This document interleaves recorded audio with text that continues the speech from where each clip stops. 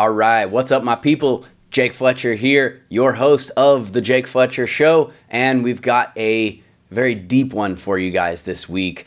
So this is the 5 sentences that can change your life, or maybe at least make you rethink some certain aspects of your life. And I'm adding, the 5th one is my own that I'm adding from a post that I saw on social media from a friend posted it, and it was like the 4 sentences. But I wanted to take it a step further because I felt like the 5th one really belonged in the list. So here they are real quick. So number 1, happiness is not the absence of problems, it's the ability to deal with them. Number 2, feeling sad after making a decision does not necessarily mean it was the wrong decision. Number 3, you're not stressed because you're doing too much. You're stressed because you're doing too little of what makes you feel alive. It's a big one. Number 4, the lessons that you struggle with will repeat themselves until you learn from them. And number 5, the one that I added in, focus on what you can control, what you do, say, think, your standards. Everything else is not up to you and therefore not worth your focus. So let's jump right into these. So number 1, happiness is not the absence of problems, it's the ability to deal with them. So we all have problems, right? Whether you're Jeff Bezos, or Warren Buffett, or you're a single mother, or you're a homeless guy living on the streets, or an unhoused person living on the streets, I should say, or you're, take your pick. Everybody's got problems, right? So inherently, to some degree, we're all problem solvers, right? As human beings, because we're all faced with problems.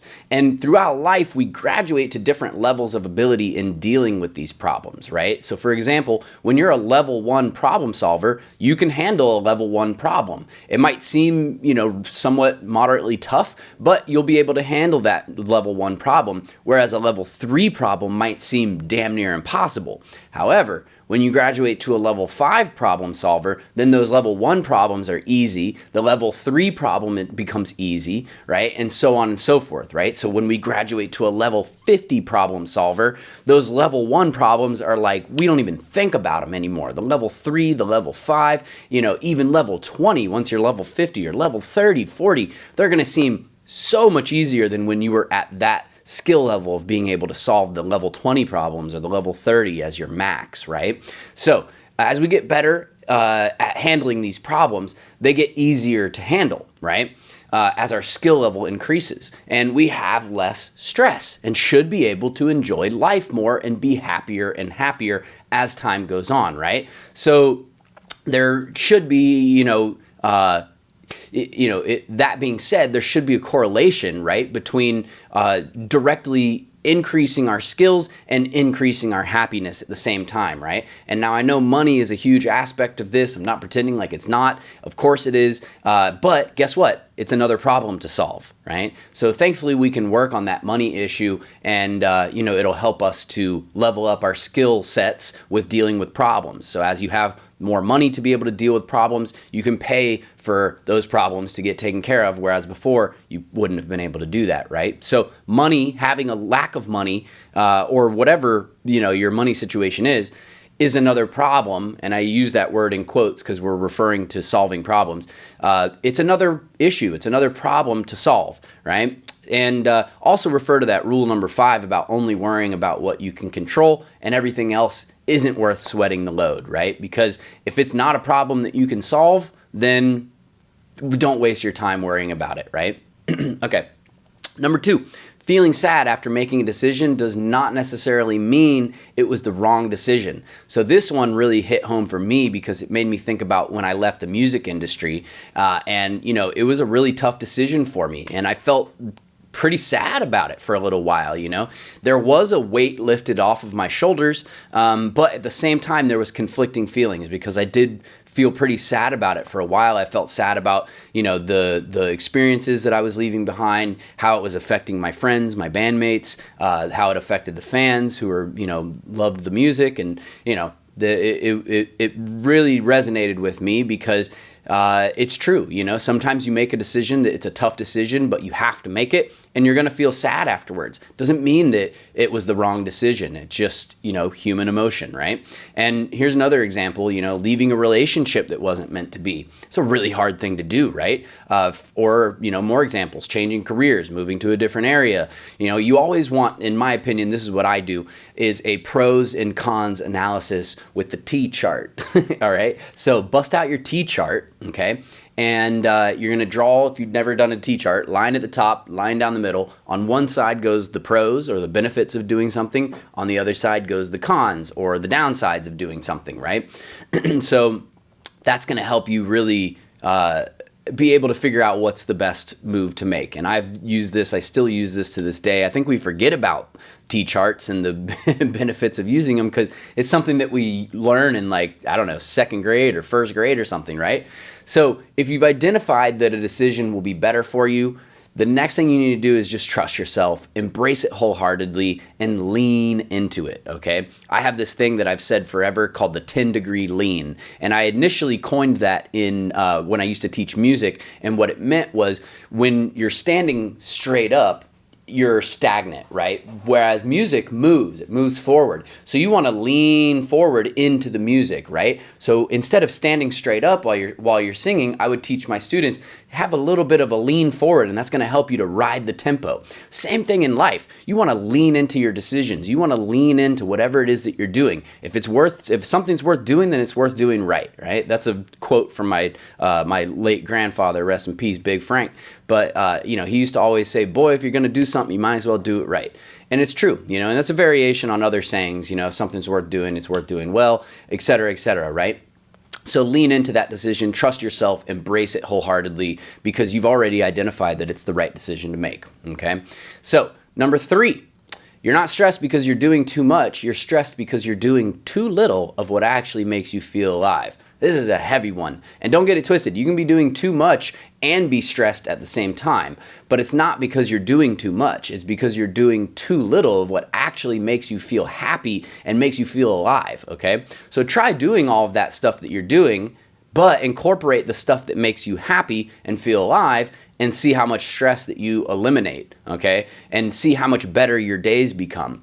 And if you can eliminate as much stuff as you can that you don't like to do, that's even better, right? And the real key is to figure out what makes you happy and figure out a way to make money from that, okay? And now you've got your ideal career, okay? So, but if you can't make money doing something or make enough money, because, I realize not everything's going to make you money, like, folding origami. You're not necessarily going to, maybe you can make a career. I don't know. Let's just assume that you can't make money off origami. So if you can't make money or enough money off of origami, figure out a way to do origami while embracing a career that doesn't lead you down a road to misery, right? It's all about balance, okay? Let's say that you like to do you want a work from home type career, right? Well, you can do a work from home career while you're on your breaks, fold up some swans and some giraffes, do some little origami, and now you're able to do a career that doesn't make you miserable because you like to do the work from home thing, and you have time to do your origami at the same time, right? So it's just a random example with the origami. Institute whatever makes you happy into that scenario and swap it out for the origami. But you get the point, right? Figure out a career. If you can't make money doing the thing that you love, figure out a career that you're okay with, that makes you somewhat happy, that you would be happy to do. And then be able to incorporate the things that actually make you happy at the same time. But the real key, like I said, is to be able to make a career out of the thing that makes you happy, right? So, but that's not always possible for everybody, because we live in the real world. Number 4, the lessons that you struggle with will repeat themselves until you learn from them, all right? So this is a tough one because it involves being honest with yourself. One of the hardest, if not the hardest thing to do in life, okay? And I've talked about this before. I talked about how it was a whole year process going back to that getting out of the music industry thing. It was a whole year process for me of really figuring out how to be honest with myself about what I needed in order to be happy. And I've spoken at great length before about how tough it is to really truly be honest with yourself. A lot of times we get right up to the edge of like 95% honest, and that last little 5%, we just can't break through. We just can't be really fully, truly 100% honest with ourselves about this one thing or these couple things, right? Now, for some of you, you might already know that in the back of your head, what it is that you need to do, right? As I'm saying this right now, you might be already thinking, oh yeah, there's that one thing. You might not be consciously thinking it, but whatever that is that pops up in the back of your head right now, as I'm talking about this, now that's the lesson. That's the thing that keeps repeating in your life, that keeps showing itself over and over and over again that you need to learn from, all right? And that lesson is going to be attached to the thing that you need to do, but you've been putting it off, right? So whatever that thing is, whether it's going back to school, getting on your job search, doing a business plan for your small business, going to bed earlier so you can wake up earlier and get more done.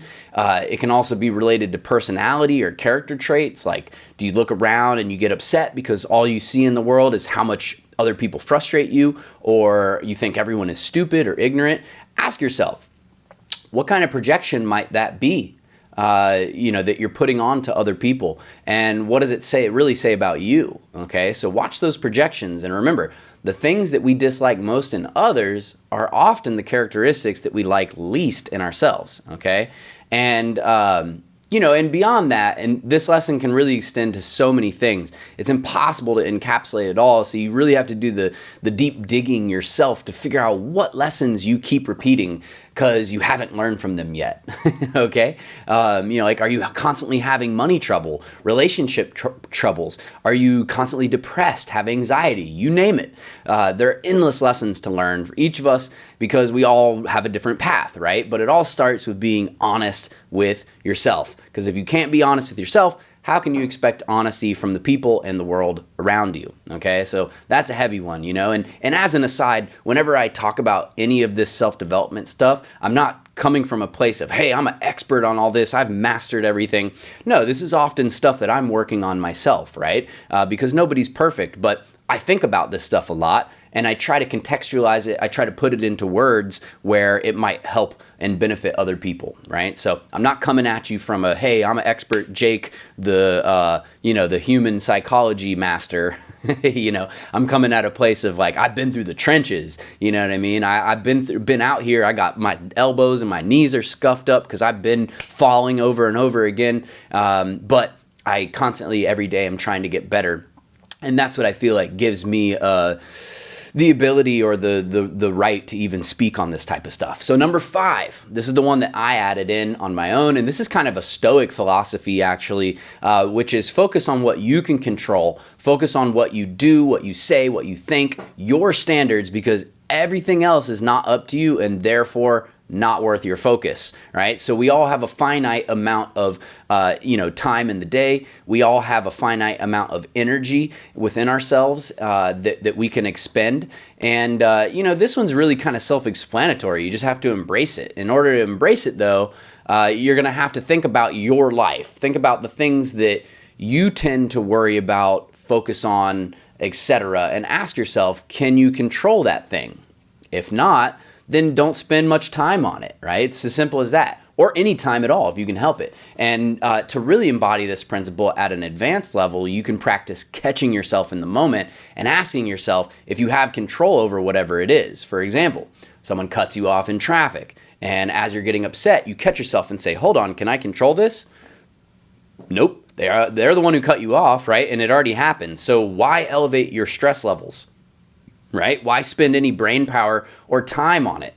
Is it going to benefit you materially if you do spend time and energy on getting upset about this person cutting you off? No, it's not, right? And thus we allow ourselves to be able to let it go, all right? Just like the movie Frozen. Shout out. But, anyways, the point is that, it's not, if it's not going to benefit you to worry about something, then don't spend time worrying about it. Don't spend energy worrying about it. focus on the things that you can control, and that's going to change your life. If you can go from the type of mentality where, every little thing that happens affects you, to the type of mentality of you're analyzing, well, hey, what can I do about this? Okay, I can do this, A, B, and C, boom, let me take those actions. Or if, hey, I can't do anything about this, all right, cool, then let me move on to something that I can actually do something about, right? That's going to change your life, right? As well as working on the lessons that you need to keep repeating until you learn from them, right? Realizing that you're not stressed because you're doing too much. You're stressed because you're doing too little of what makes you feel alive. And remember, man, we only have so much time on this planet. Do the things that make you happy. Do the things that make you feel alive. Don't spend your time. I think it's a Steve Jobs quote that's like, if you wake up too many days in a row dreading what you're about to do for the day, you need to change what you're doing, right? So, we only have so much time. And then also recapping the last two, just because you feel sad after a decision doesn't mean it was the wrong one. And happiness is not the absence of problems. It's the ability to level up, skill up, get to it, and solve those problems like a boss. So let me know what you guys think in the comments below. Are there any other principles that you'd like to add to this? Do you think that any of these make sense or don't make sense? Or, just tell me what you guys think in the comments. And if you appreciated this video, please go ahead and hit the like button, subscribe, leave me a comment, ring the notification bell so you get all the new stuff that I'm doing, and share this with anyone that you might know that might enjoy it, because all that stuff really helps to let me know that you guys like this content, and it encourages me to keep doing more videos like this. And that's about it right now. So I hope you guys enjoyed this episode of the Jake Fletcher Show. I, of course, am Jake Fletcher, here for all of your real estate needs in South Florida. Information is below, and I'll catch you on the next one. Until then, sell smart, buy bold. Peace.